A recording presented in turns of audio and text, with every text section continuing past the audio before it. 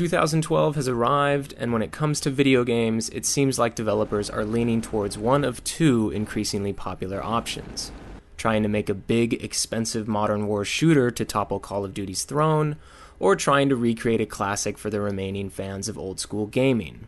Seamless Entertainment's Soul Exodus fits perfectly into the latter category, but what it lacks in innovation, it makes up for in heart. Soul Exodus puts a major emphasis on its story. After all, the game is single-player only and runs about the length of an extremely long movie. The story isn't anything new or unheard of, but the team behind the game and the voice actors that carry the script do a good job of sucking the player into the conflict. The visual presentation of the game isn't bad either, and while the combat can feel a bit repetitive at times, Seamless Entertainment has managed to avoid the common mistake of using formulaic, repetitive mission structures that so many developers rely on. Playing Soul Exodus isn't complicated. The first mission acts as a flight and combat tutorial all in one, and introduces you to the game's main characters. Anyone who played even a little bit of LucasArts' TIE Fighter series will instantly recognize the format. It's a space combat sim through and through, with no unnecessary frills attached. The good news is, getting a hang of the controls doesn't take long, and the limited variety of combat options available to the player are easy and fun to perform. The game also moves at an excellent pace, creating a new scenario in each level that is a little more challenging than the last, but not overwhelming.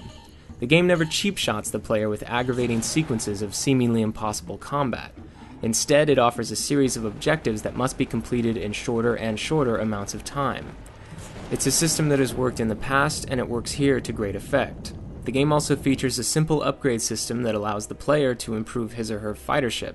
Completing each mission awards the player with 1 point to spend, but additional points can be earned by completing optional objectives. Online leaderboards and a multitude of Steam achievements also create incentive to replay levels for higher scores and more upgrade points. Visually, Soul Exodus isn't the most stunning thing on the market. In fact, the technical presentation of the game might be the plainest thing about it. On the plus side, the game is very easy to run. Most of the game will play very smoothly on moderate hardware, though poor optimization of some effects in the later levels can lead to massive frame rate drops. The game also experiences crashes and loading problems, but for the most part these are negligible issues. Exodus does a good job of countering some of its visual plainness by putting the player in the heroic position of protecting our own solar system. The game never takes you to Earth, but all of its conflicts are staged around familiar landmarks. A particularly exciting battle centered around escorting missiles safely into an enemy frigate takes place above Saturn's rings. The effect of the game's locations creates some emotional draw for the player, and the game's narrative attempts to heighten that by examining issues that are prevalent today.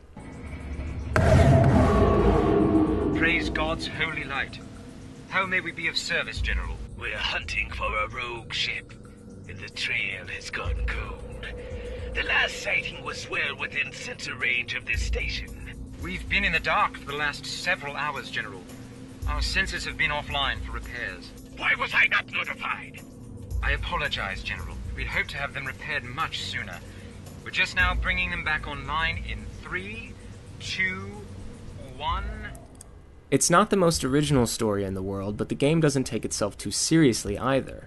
The bad guys are your run-of-the-mill religious zealots who have gained power in the Sol system, while the player's ship has been searching for an inhabitable planet to move all the Earthlings to. Earth has been used up, obviously. But, lo and behold, as soon as the player finds a suitable planet, the religious nutjobs attack, and it's up to you to stop them. The rest of the game involves a series of escalating conflicts with the bad guys, and ends in one final, very explosive showdown. It's easy to criticize the game for being a cliché, but it's also easy to go ahead and get lost in the fun of another epic space struggle against evil, and at $9.99 you really can't go wrong. Very clever, Commander. I see we may have been a bit arrogant ourselves in the design of our beloved temple. Thank you for pointing this out to us. Rest assured we will learn from it in the future. Soul Exodus doesn't reinvent the wheel for space combat sims, and it doesn't tell you a story you've never heard before. But it does a good job of giving fans of space combat a few hours of entertainment without asking a whole lot in return. If you're looking for an easy way to pass the afternoon and don't mind revisiting yesterday's sci-fi, Soul Exodus might be for you. Thanks for watching this review. If you found it useful, please like and subscribe.